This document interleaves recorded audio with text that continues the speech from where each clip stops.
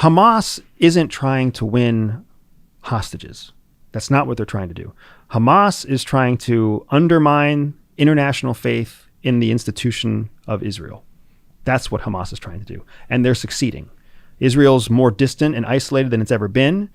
The Hamas is no longer referred to as a terrorist organization. They are now referred to as governing organization. The governing organization of Gaza, right?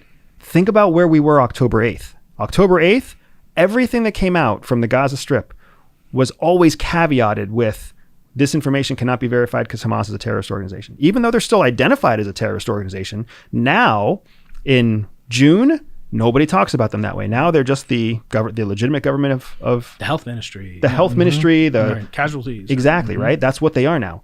That's all evidence that Israel's losing the two-step game. Benny Gantz, right, stepped out of the war cabinet.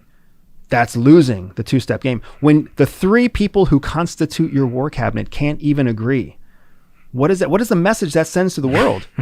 Right? How is it that Vladimir Putin, who we all thought would be unseated, who everybody said was going to be ousted from within, who they said was going to be killed and assassinated within the first few months of his invasion in Ukraine, how is it that that person, who is a true autocrat, how is it that that person has a stronger economy and more power and more relationships than ever before, but the true democracy of Israel is calling for reelection to oust Netanyahu, who has his problems? Netanyahu's got his problems, right? Yeah. But the country of Israel is a secure democratic institution. That's right. It's like Western democracy. Yeah.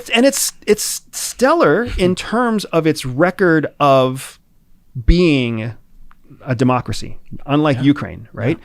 But what's happened is Israel has been successfully agitated by Iran through Hamas, and now Yemen's playing a role in it, and Hezbollah's playing a role in it in Lebanon, and it's getting worse and worse because Netanyahu, as Benny Gantz is saying, has taken it in a very political way. Netanyahu knows that if they fix the problem, he's got political issues, but the country of Israel's happier. So he's at a place now where he can keep things agitated, and the attention is on Gaza and Israeli safety instead of on Netanyahu's shortcomings. He can't avoid that forever. But the thing that for me is so sad, to your point, thinking two steps ahead, we need to get two steps ahead of Iran and what Iran is trying to do in unraveling Israel. The two-state solution and the respect of Palestinians, that's not what we should be worrying about right now. We should be worrying about how we keep Iran from creating this kind of a mess in the Western world so that we can give the Palestinians the opportunity for self-governance, so that we can give Israel the semblance of safety, so that we can find a working solution, whatever that solution is. But right now we can't find that because we're dealing with a bunch of bullshit that's being kicked around by some assholes in Iran. Yeah.